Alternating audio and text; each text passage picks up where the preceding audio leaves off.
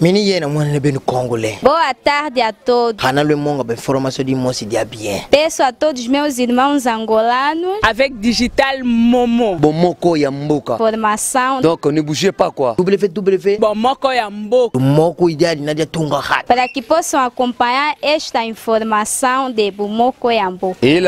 Oh Amérique. Oh Afrique. Oh Asie. Oh Océanie avec Digital Momo. Papopi, motoki bala lobi, botala ka Bomoko ya mboka merci.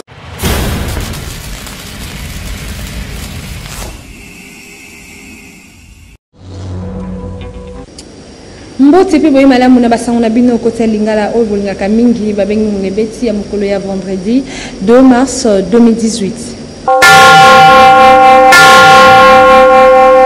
Toko fungola basango na bino politique pour que bino été bayi MLC bayi Fonds pour le respect de la constitution pe bayi UNC bazalaki na masolo longo mukolo ya vendredi 2 mars 2018 na siège MLC oizwami na balabala Tipor na commune ya Gombe na tina kokanisa elongo nini bakoki kosala liboke kolandisa malama ponami oyo ezali koya na décembre 2018 kolanda reportage ya Piris Pembele. Kolandisa manambela ya sénateur Jean-Pierre Bemba Gombo kosenga unité tope bomoko ya opposition nde bayi MLC bayi Fonds pour le respect de la constitution pe bayi UNC basanganaki na siège ya mouvement de libération du Congo na commune ya Gombe wapi basengelaki koluka koyeba nini bakoki kosala po ete bosenga ya sénateur Jean-Pierre Bemba ya bomoko ekoka bongo kokoma réalité oyo nyonso pamba te esengeli na bango bakende na maponomi na ba stratégie ya makasi mingi stratégie ya kokende na liboke pona kolonga maponomi yango pe pona alternance démocratique lolenge accord ya Saint-Sylvestre esengi na yango MLC Fonds pour le respect de la constitution pe UNC bami kotisi makasi na mosala po ete ba force politique mosusu ya opposition bakoka bongo koya kosangana na bango boyoka honorable Mayo moko ya ba cadre ya UNC ndenge abetingonga loi électorale azali na ba article oyo ezali constitutionnel pour constitutionnel azali na dossier wana akokoka kokata te mikolo mileki mingi totiki yango te totiki likambo ya koloba te machine ya vote wana ezali mayele ya bato ya majorité elongo na nanga mpona koyiba vote te tozali toujours na makanisi wana alors tokobunda etumba wana biso moko mpe elongo na bandeko ya CLC pour na été démocratie et fanda ba élection et salamate oya longi na solo ya longa alors likambo ezalika likambo na biso MLC Frona UNCT et likambo na opposition mobimba disipelu bezali bongo polele o nyoso a monite ezali boye to tambola to kende liboso to kozila e na kiti ezali ebele po to tia makanisi parce que tango biso tozali koloto bandoto bango bako profiter na po bakena na lombango bokomi bosutuki bokomi na bino botika ba dossier te boza bokopesa ba candidat te tokotika la bango nzela te tozali na bango na mayele mangomba politique oyo misato bakani kokoba kaka na ko assister na ba activité nyonso oyo balai catholique bazali kosala ngonga ebeti. Cornel Nanga, président de la commission électorale nationale indépendante, Senina Mukuse a embarqué Mukula jeudi 1er mars 2018, délégation Union pour la démocratie et les progrès social UDPS na Mukuse Paiweb Cornel Nanga a sensibilisé que UDPS pour la machine à voter. Bolanda reportage à Yannick Nzuki Mandembo. Na cadre ya ba contact direct oyo président ya commission électorale nationale indépendante Senina Mukuse a initié qui Corneille Nanga na tina ko sensibiliser ba formation politique pour na o etali machine à voter ndé mokolo jeudi 1er mars 2018 siège ya Seni o zone na commune ya Gombe et yambaki délégation ya Union pour la démocratie et le progrès social UDPS na Mukuse oyo ekumbamaki na Augustin Kabuya porte-parole na bango na yango Corneille Nanga oyo azalaki entouré na ba membre ya assemblée plénière ya Seni azwaki tango pour expliquer bato ya parti en kondo Etienne Tshisekedi machine à voter pe lolenge nini maponami esengeli esalema na nzela ya mashine yango. Bongo sima bayi UDPS bapesaki Corneille Nangaa na maboko buku oyo ezali na 45 question mobimba oyo Nangaa esengeli ayanola kaka na makomi na mituna oyo etunami na kati. Kasi mituna yango etali mingi kaka processus électoral ya motu ezali ete UDPS alobaki na bosembo nyonso azali convaincu te na oyo etali machine à voter. Boyoka Augustin Kabuya porte-parole ya UDPS ndenge abeti ngonga. Toyebisaki mokonzi aseni ke invitation yo tindeli biso otindi na adresse na biso te, puisque biso toza parti politique oyo toza na adresse oyo yebani na Congo mobimba. Yango azaki pe obligé ya ko revoir adresse na biso tango adresse ekomeli biso yango toyaki apo tosolola naye tosololi to remettre ba questionnaire na biso toyaki nango ko ameka ko répondre yango eza à peu près 45. Et puis na préoccupation na bino nyonso puisque na moni ce qui fait couler beaucoup d'encre et de salive aujourd'hui c'est la machine à voter. Ata biso pe machine à voter to moni yango et convaincre biso te yango to sengaki ke mokonzi aseni à répondre biso autour ya ba préoccupation na biso nyonso. Puisque ko résumer 45 questions na biso na problème mon côté, y compris machine à voter et zanakati, puisque c'est une préoccupation aussi pour nous. Ngonga e beti. Allô. Police nationale congolaise Nandila ya porte-parole Nabango colonel Mwanamputu alingela qui conférence de presse mokolo ya jeudi 1er mars 2018 na commissariat général Nabango natina ko éclairer opinion kolandisama na violence oyo et selema ki mokolo ya dimanche 25 février 2018 na marche balaïque catholique bolanda reportage ya Nikinzuki Mandembo pe Jures Natuba. Ce qui marche avant marche, un jour, 2 jours avant, tout ça va barrer de police. Liboso ya bapanzi sango nde Pierrot Mwanamputu porte-parole ya la police nationale congolaise azwaki tango ya kosala mise au point kolandisa na bambeba oyo esalemaki na marche ya comité laïque de coordination mokolo ya dimanche 25 février 2018 na etando nyonso ekolo Congo démocratique. Na yango colonel Pierrot Mwanamputu a présenté ki bilan ya ba violence et sikanini la police kino sikawa azali ko confirmer bongo bilan ya 2 morts pona koloba moko na Kinshasa pe moko mususu na Mbandaka kasi pona kaya Rossi Mukendi Chimanga militaire mouvement citoyen oyo babumaki na Saint-Benoît na Kinshasa. Pierrot Mwanamputu atalisaki ete ezali major Karine Lokeso te abetaki masasi kasi ezali nde sous-officier ya police Tokis Tumbu oyo abetaki bali ya caoutchouc na moins de 20 mètres pe ezoki Rossi Chimanga. Na yango pona colonel Pierrot Mwanamputu moto nyonso oyo akoluka kotanga lisusu kombo ya major Karine pona liwa ya Rossi akosamba na la police pona diffamation. Sima elekaki tour ya question-réponse na bapanzi sango boyo kayemoko colonel Mwanamputu ndenge ayanolaki na mituna ya bapanzi sango. Avant marche, botiaka ba barrière na nzela. Okangi nzela. Raison nango vraiment ezalaka nini? Oto comprendre nango te buluka nani na kata mituka. Obiso ke ba annoncer marche. Bato ya malamu akotambola bango ndenge balingi electronique. Pe bato na mabe nde babimaka tango wana. Sokaki oyo bakotalaki bamesela be kuna na miteni. Tango bakoti balobi nini? Bayebisi basango biso toye koboma bino. Perception bon. Bino ba tofinga kabila. Yango côté na butu. Tango ba tribuloko ba bimi. Ba police ba za kosala patrouille. Ba yoki sangwana ba sali blocage contre parti wana. Pona ko intimider ba pona ko iba.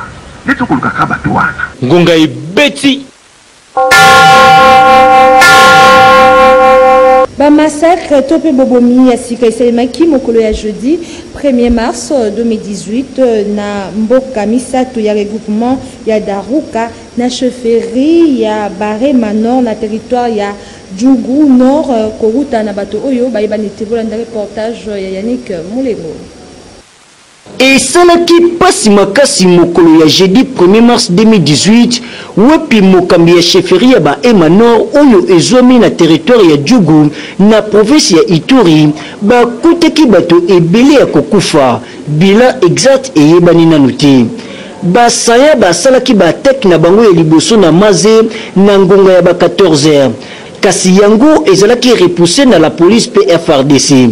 bongo na espace ya 2h to pe koloba na ngonga ya ba 16h bilenge wana bazongaki lisusu ebele makasi wapi batumbaki bandako pe babomaki bato ya maze pe ya bamboka ya pembeni. Bongo député national Raymond Tchedia Eli Djougou atelisaki bilan ya 50 morts. Na maze ezalaki na 8 personnes pe bamboka ya pembeni pe bamboka ya pembeni plus de 42 personnes oyo basilaki na kokufa. Molobeli ya Djougou asengi na mbula matari kosilisa ba massacre oyo. Bango bazali liboso ya rébellion te po bazali na gouvernement provincial pe gouvernement national. Pour la preuve, gouvernement etindaki ba mapinga na terrain. Kasi esengeli pe na ba mapinga kosilisa ba massacre. Bongo administrateur ya territoire ya Djougou a confirmé ki bataki wana kasi apesaki bila exact ya bakufite. Na ngambo ya Monseigneur Dieudonné Oringi, évêque ya diocèse ya Bunia, atelisaki na koloba ete ezali likambo ya conflit to pe likambo ya guerre ethnique to pe lisusu interethnique te. Oyo bango bazali kobika ezali ete mbala mosusu ba groupe ezali kobunda bango na bango kasi bazolinga kotia bango na mutu ete ezali guerre interethnique. Nzoka nde réseau ya solo ezali esika mosusu wana bango bakolinga yango te. Bilinge oyo bazali ba auteur ya violence bazali manipuler pamba te bilinge wana nyonso bazali na Motorola. Bambongo bazali organiser yango etalisi ete bazali na bato oyo bazali kotinda bango. Na nyonso la police PFRDC ba repoussaki bilinge oyo na ngonga ya ba 14h. Kasi na 16h bilinge oyo bazongaki lisusu mpona koboma bato. Na espace ya 2h la police PFRDC bazalaki wapi ngonga ebeti.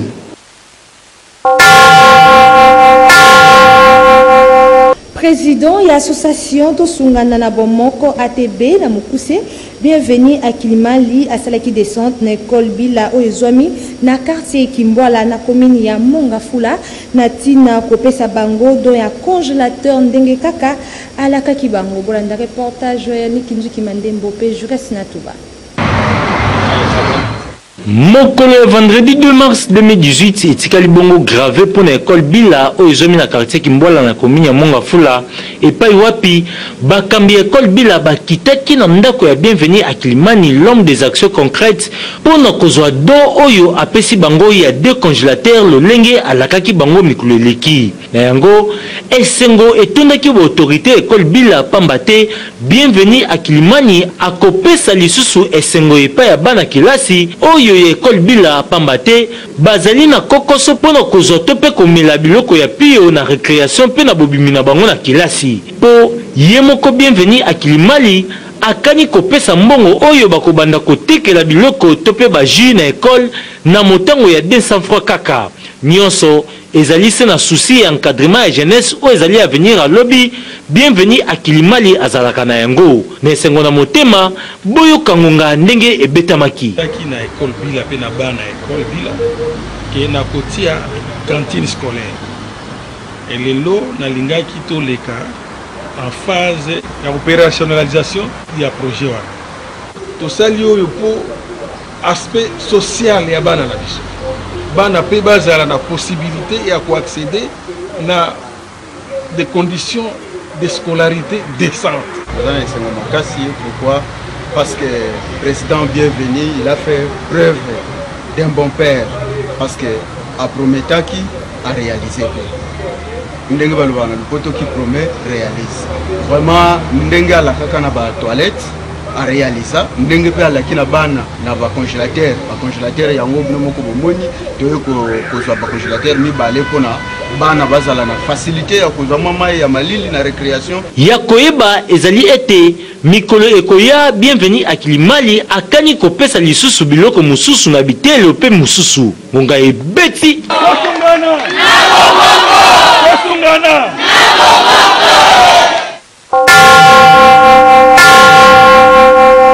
Confédération paysanne du Congo, Kopako, na Mokuse, basalaki activité monene mokolo ya mercredi 28 février 2018 na salle ya Betani na Gombe na cadre ya kosepela 20e anniversaire ya Kopako. Bolanda reportage ya Niki Mulengo Penili Maleka.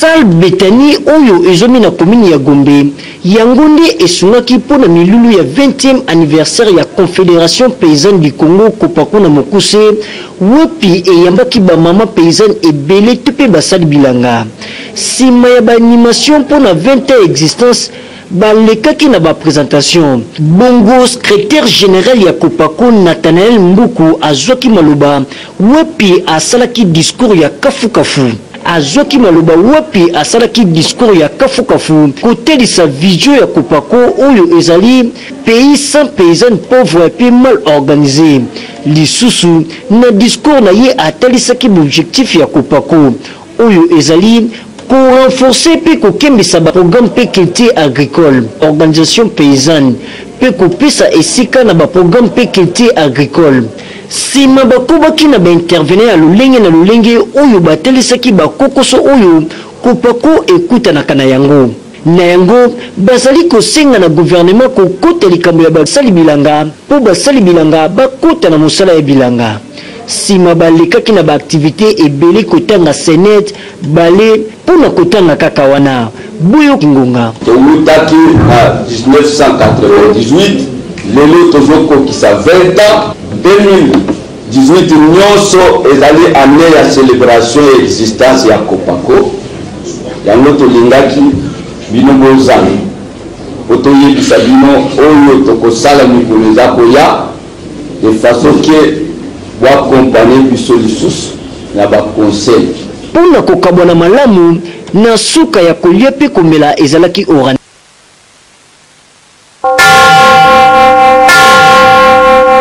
misala kotonga balabala njolani oyo ekoma lelo route Kabila yango ezwami bongo na malweka na pompage na commune ya Ngalema ekatana tina ekatana ebana te sikoyo kanivo moko oyo batongi na nzela ebebi makasi pe ekomi kopesa pasi na population ya eteni wana pona kosalela nzela wana bolanda reportage ya Lili Maleka pe Eber Vianga.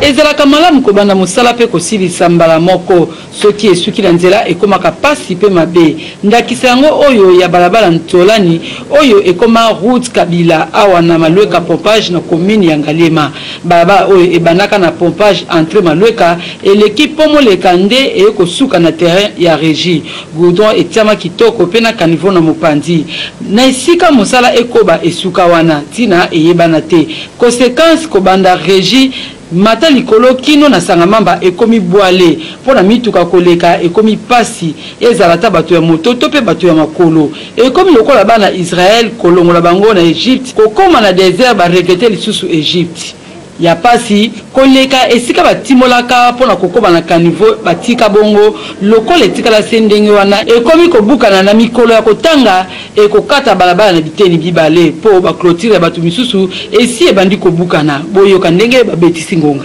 eloko na kosenga epa ya papa mukonzi ya mboka ata la biso likambo ya libulu oyo aveni oyo deja elongo aveni maninyo nzolana ekoma route Kabila sikoyo route Kabila ngo akotika kaka route Kabila boye na position oyo boye soki bashino baosala mosala te baya kozongisa biso babele na biso ndenge ezalaki tozala posa babulu te soko kiti boye na se bandeko na biso mingi bakimi na mapango oyo bango moko mpona nini mai ekoteli bango okutele oranzo esalemi kopala biso joseph alokela biso mawasisela biso mosala tala badege ekosalela biso pao tokomi kolekaka likolo ya mabaya gouvernement apesa bachinois mbongo baya kosilisa mosala batiki yango inachevé et surtout mingi na adresse mingi na honorable Thomas Luwaka losanzola ye moto azali ministre ya travaux publics atiki biso na pasi boye mpona nini mbula matari ata pona kombo ya mokonzi ya mboka oyo bapesi kombo route Kabila esengeli kosunga population na kosilisela bango nzela oyo po soki bambula ya minene ekobi na kobeta ekozala catastrophe ngonga ebeti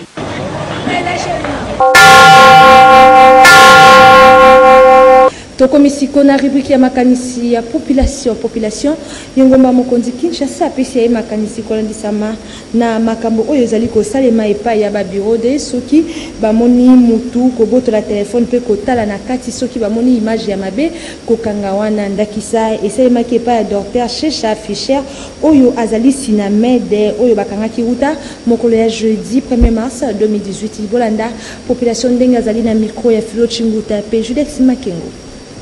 bato ya baservice spéciaux na la police bazorespecte motu te parce que moto faut respecter quand même eloko aye ozwi okangi ekomi batracasserie koboto bato bambongo eza bien te ce totale normalement eza mission batindaka la police te na bato ya baservice spéciaux oyo wana bazokende en dehors au delà même ya mission na bango donc wana osenga bango bazonga en règle par rapport à la norme et misala na bango batika batracasserie. Ce n'est pas ça qui compte. Il faut que le peuple congolais faut azala calme na mboka na ye. Faut la police assurer sécurité ya bato na ba bien na bango. Ça ça bango ça là ba éduquer ba élément au bazo routine sur le terrain. Pour bato bango za yango te. Yo solo ko sur le terrain comme tracasserie et comme vol.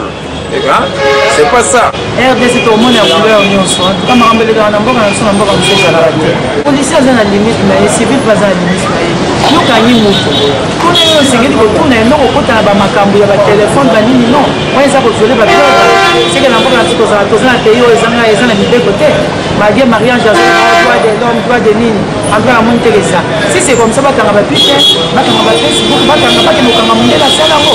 Moi ça na normal yo ko vanda na ba tindelo image. Obo ya onene. Image c'est ko ça parce qu'on a dit de mon yango. Et c'est qui sont ceux qui ont fait ce camp de fait ce bazo jole doit za madame te police asala musala police baza pe tout monde asala pe musala na ndenge sengeli moni eloko wana aleta moni monde entier esala marati yotile bisa moto na nzela obia vi telefone na ye ezalaka mpe policier aza moto oyo aogarde population.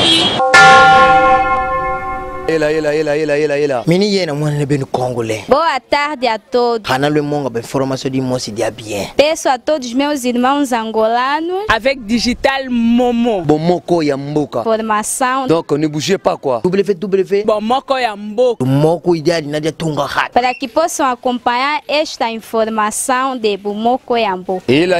Oh Amérique. Ela. Oh Afrique. Ela. Oh Asie. Ela. Oh Océanie avec Digital Momo. Papopi motoki bala lobi botala ka bomoko ya mboka merci.